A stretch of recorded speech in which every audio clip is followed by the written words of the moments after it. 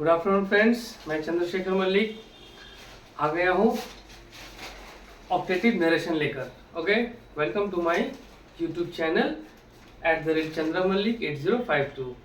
चलिए, नरेशन का एक लास्ट पार्ट है। चूंकि ये कोई पढ़ाता नहीं है, मैं भी वही सोच रहा था, लेकिन कुछ स्टूडेंट्स का मेरे को मैसेज आया कि सर आप प्लीज़ ऑप्टेटिव नरेशन को ब्रीफ थोड़ा सा एक्सप्लेन कर दीजिए। तो देखो, ऑप्टेटिव नरेशन होता क्या है। ऑप्टेटिव शब्द का मतलब क्या होता है? ऑप्टेटिव शब्द का मतलब होता है ना कि ऐसा सेंटेंसेस जिसमें हमें कुछ इच्छा दिखाई देता हो, ठीक है, डिजायर जिसे कहते हैं ना।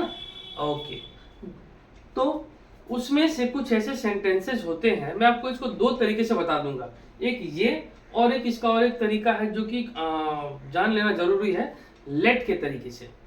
चलिए, पहला क्या है, ऑप्टेटिव नरेशन क्या होता है। इसमें इस तरह के कुछ सेंटेंसेस होते हैं, विश, प्रे, बिड। विश का मतलब इच्छा, प्रे का मतलब दुआ या प्रार्थना, बिड का मतलब क्या होता है पता है? बिड का मतलब अभिवादन। अच्छा, अभिवादन किस तरीके से? देखो, जब हम किसी से मिलते हैं ना, जब हम किसी से मिलते हैं तो वो मिलना होता है, लेकिन जब किसी से बिछड़ने के लिए मिलते हैं उसको हम कहते हैं बिड। ऐसे सेंटेंसेस में जिसमें हम मिलते हैं बिछड़ने के लिए, उस तरह के सेंटेंसेस को हम यूज करते हैं इस बिड के फॉर्म का। ठीक है, देखिए मैंने 3 सेंटेंसेस आपके सामने लिखे हैं, इस सेंटेंसेस को आप पढ़िएगा। ठीक है, देखो पहला क्या है, he said good morning Varun. अब हमको ये देख के ही पता चल रहा है ना कि ये विश किया जा रहा है।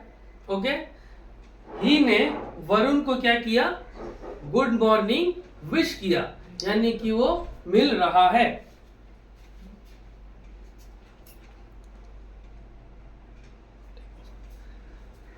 ठीक है, यानी कि वो उससे मिला, उसको गुड मॉर्निंग विश कर दिया। तो he said good morning Varun, ये नरेशन को हमने पढ़ा, सेंटेंस को पढ़ा, तो हमको समझ में आ गया कि ये एक विश वाला ऑप्टेटिव नरेशन है। ऑप्टेटिव नरेशन है जिसमें हमको क्या करना है, विश का इस्तेमाल करना है। ओके, तो हमने क्या लिखा, ही ने विश किया वरुण को, सिंपल से he wished Varun good morning. ठीक है, अब इसको और एक सेंटेंस और एक तरीके से बना सकते हैं। वो क्या तरीका है, he wished good morning to Varun. टू समझ में आया ना, प्रीपोजिशन में टू कहां लगाते हैं? जब हमको मंजिल का पता होता है, हमको पता होता है कि किससे क्या बात करना है, किसके पास जाना है, कहां जाना है, दैट समझ में आया। दूसरा, आप जब देखोगे तो ये है, Anita said to her father good night. देखो यहां पर गुड मॉर्निंग बोला गया, यानी कि हम उससे मिलने के लिए गए। ये लेकिन इस वाले सेंटेंस में अनीता मिलने तो गई, लेकिन बिछड़ने के लिए। बिछड़ने का मतलब क्या है, गुड नाइट बोल के चले आएंगे, अपने अपने रूम में सो जाएंगे।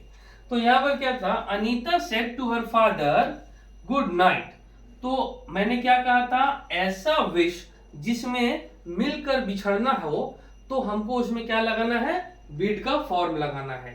ठीक है, तो Anita bade her father good morning. देखो ये बीईडी बेड नहीं है, बीईडी को बेड कहते हैं, ये बेड है, BADE बेड। ठीक है, तो ये क्या बन गया, Anita bade her father good night. Alright, तीसरा सेंटेंस क्या है, Aman said I wish my friends were here. देखो यहां पर जो मैंने लास्ट चार्ट बनाया था, इंपरेटिव नरेशन में जो एक चार्ट बनाया था कि कौन सा सेंटेंस कैसे बदलता है डायरेक्ट से इनडायरेक्ट नरेशन में, रिपोर्टेड स्पीच में। देखो यहां पर आप देखोगे ना, यहां पर हेयर आया है।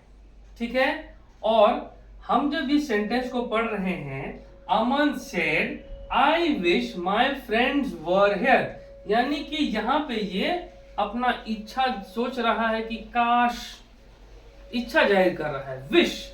ठीक है, ओके, तो यहां पर वो विश कर रहा है, इच्छा जाहिर कर रहा है कि काश उसका दोस्त लोग उसके पास होता।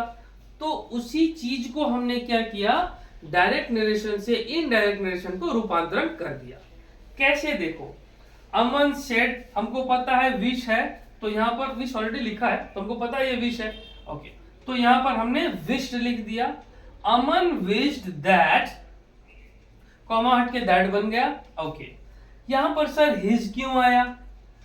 हिज क्यों आया? हिज क्यों आया ये बताता हूं। आई किसके लिए आया है ना? ओके, तो यहां पर उसके के लिए हमको ही का प्रयोग तो नहीं करते हैं। करते हैं क्या? नहीं करते हैं ना, क्योंकि नरेशन होता ही है तीन लोगों के बीच का बात। ठीक है, तो अमन किसी को बोल रहा होगा कि काश मेरे दोस्त यहां होते। अब वो दूसरा व्यक्ति किसी तीसरे व्यक्ति से ये कहेगा कि अमन कह रहा था कि काश उसका दोस्त उसके साथ होता। तो उसका, उसके, उसकी के लिए तो हम लोग लड़की का फॉर्म लगाते हैं। उसका, उसके, उसके लिए हमने क्या लगाया? हिज। ओके, यहां पर क्या है? हिज के बाद लगा दिया हमने फ्रेंड्स। अच्छा, हैड बीन क्यों लगाया? हैड बीन इसलिए लगाया क्योंकि यहां पर ये जो वर्ब है ना, ये पास्ट कंटिन्यूअस टेंस है। पास्ट कंटिन्यूअस टेंस यदि हमारे डायरेक्ट नरेशन के रिपोर्टेड स्पीच यदि पास्ट कंटिन्यूअस टेंस का हो, तो मैंने तो आपको पढ़ाया ही है कि उसको इनडायरेक्ट में बदलते वक्त रिपोर्टेड स्पीच में पास्ट परफेक्ट से बदला जाता है। तो was were is a past continuous, तो पास्ट परफेक्ट में बदलेंगे तो पास्ट परफेक्ट का हेल्पिंग वर्ब क्या है? हैड बीन, है ना? ओके, तो इसलिए हमने बदल दिया इसको हैड बीन से। उसके बाद यहां देखो हेयर है ना, इस हेयर को चार्ट में पढ़ा था कि जब डायरेक्ट नरेशन में होता है हेयर, तो इनडायरेक्ट में वो क्या बदलता है? There, here there. ठीक है, समझ में आया? इसीलिए हमने यहां पर लिख दिया देयर। तो कैसे बना दोस्तों? अमन, डायरेक्ट नरेशन पढ़ता हूं, Aman said I wish my friends were here. उसको जब हम इनडायरेक्ट में बनाए तो वो हमने बनाया Aman wished that his friends had been there. It's so easy, समझ में आया? यानी कि ऐसा सेंटेंसेस जिसमें हमको विश, प्रे, बिड ये सब दिखे, प्रपोजल दिखे। प्रपोज अगर होता है तो हमको क्या कर देना है? प्रपोज्ड कर देना है। ठीक है, समझ में आया?